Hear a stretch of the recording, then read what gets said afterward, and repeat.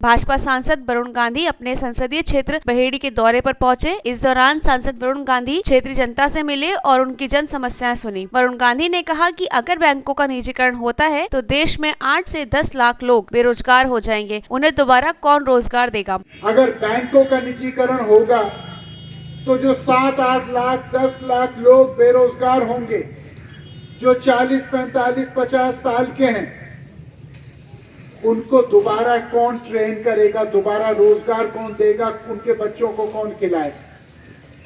अगर BHEL बिकेगा, BSNL बिकेगा, MTNL बिकेगा, एयरपोर्ट बिकेंगे, एयरलाइन बिकेंगे, तो आम आदमी के बेटे को नौकरी कौन देगा?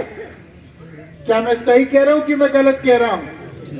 आज एक आम आदमी रोजगार लेने जाता है तो उससे ये नहीं पूछा जाता कि काबिलियत क्या है, प्रतिभा क्या है, वो ये पूछा जाता है कि रिश्वत कितना लाए, वो ये पूछा जाता है कि आप किसकी सिफारिश लाए हो। और ये सब करते करते हमारा देश नीचे से दीमक की तरह कमजोर होता है। आने वाले समय में एक ऐसा समय आएगा जहां पे एक आम आदमी को रोजगार ढूंढने के लिए दिक्कत आएगी। ये क्यों है कि हमारे बच्चे जाके मजदूरी कर रहे 3-3, 400 किलोमीटर दूर? इसलिए कि रोजगार नहीं है, इसलिए कि ट्रेनिंग नहीं है।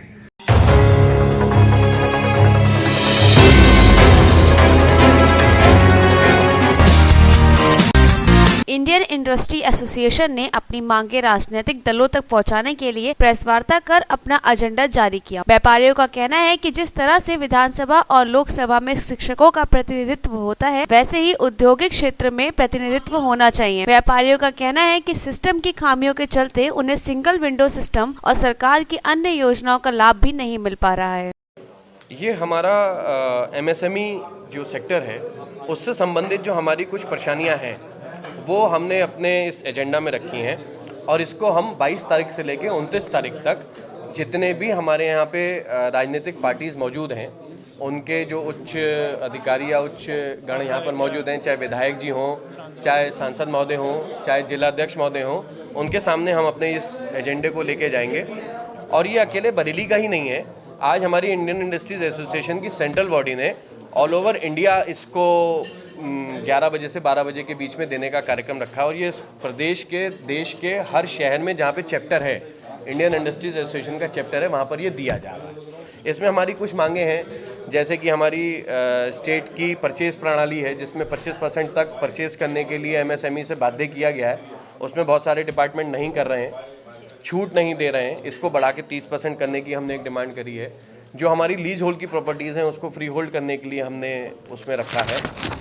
इसके अलावा जो नगर निगम के टैक्स हमारे ऊपर हाउस टैक्स लग रहे हैं वो बहुत ज़्यादा है, उसकी गुणांक रेसिडेंशियल टैक्स के मुकाबले में 7.5 गुना तक ज़्यादा है। बहुत सारी छूटें जो उसमें रेसिडेंशियल सेक्टर को मिलती हैं वो हमें नहीं मिलती हैं, वो भी हमने एक पॉइंट रखा है।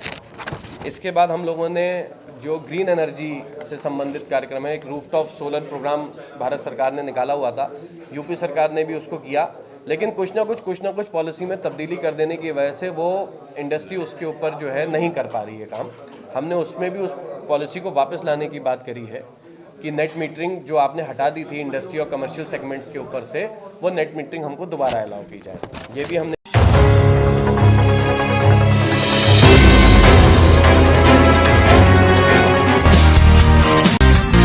बहेड़ी के बासी मठ जमीन पर कब्जे की शिकायत को लेकर मठ के महंत ने जिला अधिकारी से शिकायत की है। इसके साथ ही उन्होंने मुख्यमंत्री को भी पत्र लिखकर मामले की शिकायत की है। उनका कहना है कि कुछ स्थानीय लोग मामला कोर्ट में होने के बावजूद भी जमीन को कब्जाने की कोशिश कर रहे हैं। अगर प्रशासन ने कोई कार्रवाई नहीं की तो संत समाज धरना प्रदर्शन के लिए बाध्य होगा। बहेड़ी मठ के जमीन है जी, बाबा अलखनाथ के।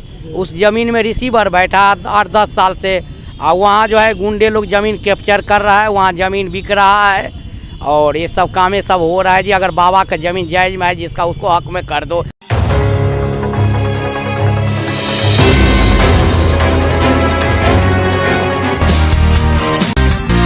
बरेली बार एसोसिएशन द्विवार्षिक चुनाव की मतगणना कड़ी सुरक्षा के बीच शुरू हुई। मतगणना के बाद सबसे पहले कोषाध्यक्ष पद के प्रत्याशी दीपक पांडे 52 वोट से विजयी हुए और जूनियर वरिष्ठ उपाध्यक्ष पद पर ललित कुमार सिंह 217 वोट से विजयी हुए। एसोसिएशन के संयुक्त सचिव पुस्तकालय पद पर अजय प्रकाश शर्मा 159 वोट से विजयी हुए। ये जो जीत हुई है ये दीपक पांडे की जीत नहीं है, ये हमारी टीम की जीत है, बरेली बार की जीत है। और आगामी में ये महसूस होगा कि चुनाव हमारे बरेली बार के जो हमारे सम्मानित अधिवक्ताओं ने, हमारे सीनियर्स ने किया है, ये उन पर मैं खरा उतरने की पूरी कोशिश करूँगा और ऊपर वाले ने चाहा तो कामयाबी मिलेगी।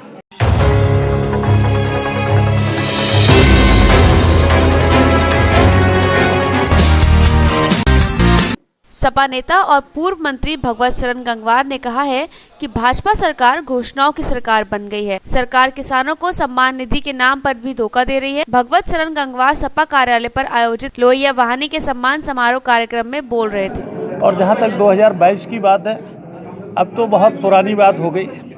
चारों तरफ माननीय अखिलेश यादव दिखाई दे रहे हैं। जिस शहर में और जिस जगह पहुँच जाते हैं वहाँ भीड़ ही भीड़ दिखाई पड़ती है और भारतीय जनता पार्टी के ने उस भीड़ को देखकर अपना मनोबल बहुत नीचा कर लिया और सब पगला से गए हैं, अजीब अजीब स्टेटमेंट देते हैं। देश का प्रधानमंत्री कहे कि लाल टोपी खतरे का निशान है, तो इससे ज़्यादा यानी प्रधानमंत्री जैसे व्यक्ति को इस तरीके की बातें अशोभनीय नहीं करनी चाहिए। लेकिन ये लोग बौखला गए हैं और इन्हें अपनी हार दिखाई पड़ रही है। 2022 में उत्तर प्रदेश से इन लोगों का सूखा साफ हो जाएगा और 2024 में केंद्र सरकार से इनका खात्मा निश्चित है।